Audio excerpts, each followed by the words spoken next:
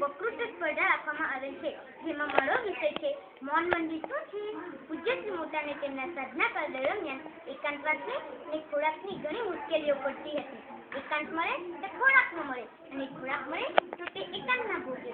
આથી એમને સદગુણની પ્રેરણાથી સાધના કરવા ઈચ્છતા ભાઈ બહેનોને એકાંત પણ મળે અને ખોરાક પણ મળે તેવી વ્યવસ્થા કરી, જે હાલના મૌન મંદિરો તરીકે જાણીતા થયા. આનંદ તો આપણી ભીતર છે જ, માત્ર ચિત્તમાં સ્થિર થઈ તે મેળવવાનો છે. જે મેળવવાનું સ્થાન છે મૌન મંદિર. મૌન મંદિર એટલે ઓલ્ડ કેવ વિથ મોડર્ન ફેસિલિટી, એટલે કે આધુનિક સગવડો સાથેની જાણે કે જૂના જમાનાની ગુફાઓ. આ મૌન મંદિરમાં સર્વ ધર્મની, સર્વ કોમની, સર્વ જાતિના લોકોને ભેદભાવ વગર પ્રવેશ આપવામાં આવે છે. ઈસવીસન 1945 સાલથી આ મૌન મંદિરો શરૂ થયા છે. ત્યારથી આજ દિન સુધી હજારો ભાઈ બહેનોએ એનો લાભ લીધો છે. ગુજરાત તેમજ ગુજરાતીઓ અને પરદેશીઓ પણ તેનો લાભ લીધો છે. મન એવં હિ મનુષ્યાણામ કારણમ બંધ મોક્ષયો. આ ઉપનિષદ કહે છે મન જ માણસનો ઉદ્ધારક ને મન જ માણસનો શત્રુ છે.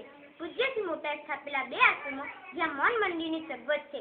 એક હરિઓમ આશ્રમ જહાંગીરપુરા સુરત ખાતે, જેમાં 9 મૌન મંદિર છે, જેમાંનું નંબર 8 મૌન મંદિર ભોયડામાં છે, અને 9મું મૌન મંદિર જેમાં જે વ્યક્તિ પહેલી વખત મૌનમાં બેસવાનો પ્રયત્ન કરે છે અને તે 1, 2 કે 3 દિવસ મૌનમાં બેસી પોતાનો અનુભવ મેળવી શકે છે. આવો જ બીજો આશ્રમ નડિયાદમાં બિલોદરા ખાતે આવેલો છે. આ આશ્રમમાં પણ 9 મૌન મંદિર છે. આ આશ્રમ ગ્રામ્ય જેવો લાગે છે, તેમજ ત્યાં શિવની જટા જેવો વિશાળ વડલો હોવાથી પૂજ્ય શ્રી મોટા આ આશ્રમને શિવધામ અને સુરતના આશ્રમને વિષ્ણુધામ તરીકે ઓળખાવે છે. આ મૌન મંદિરમાં વિવિધ પ્રકારની સગવડો આપવામાં આવે છે, જેવી કે અલગ જાજરૂ, 24 કલાક પાણીની સગવડ, બાથરૂમ, લાઇટની વ્યવસ્થા, તેમજ એક નાનું પુસ્તકાલય પણ હોય છે, પરંતુ પંખાની વ્યવસ્થા નથી, કેમ કે પૂજ્ય શ્રી મોટા કહે છે દેહ શુદ્ધિ માટે પરસેવો થવો જરૂરી જ છે. મોનાર્થીને મૌન મંદિરમાં દાખલ કર્યા પછી બારણાને બહારથી તાળું મારવામાં આવે છે. મોનાર્થી જોડે લેવડ દેવડ કરવા માટે એક મુખ્ય નાની બારી હોય છે, જેમાં વ્યક્તિએ બોલવાનું કે સામસામે આવવાનું નથી, પરંતુ જરૂર લાગે ત્યારે ચિઠ્ઠી બારીમાં મૂકી પોતાનું કામ કરી શકાય છે. દરેક મૌન મંદિરમાં એક જ વ્યક્તિ રહી શકે છે. છતને અડીને હવા બારી સિવાય બીજી કોઈ બારી ન હોવાથી દિવસે પણ અંધારું જ હોય છે, કારણ કે અંધારું ધ્યાન અને એકાગ્રતા માટે આવશ્યક અને પોષક છે. મોટા કહે છે બધી ઇન્દ્રિયને પોતપોતાના વિષયમાં રસ લેતા રોકી શકાય ત્યારે જ સાચું મૌન કહેવાય. મોનાર્થીને સંપૂર્ણ સાત્વિક ખોરાક આપવાની તેમજ જાગૃતિપૂર્વકની કાળજી લેવામાં આવે છે. મૌન મંદિરમાં મોનાર્થી એકલો જ હોવાથી તેની વૃત્તિઓ ઉગાય છે અને તેને જીવનનું સાચું સ્વરૂપ સમજાય છે.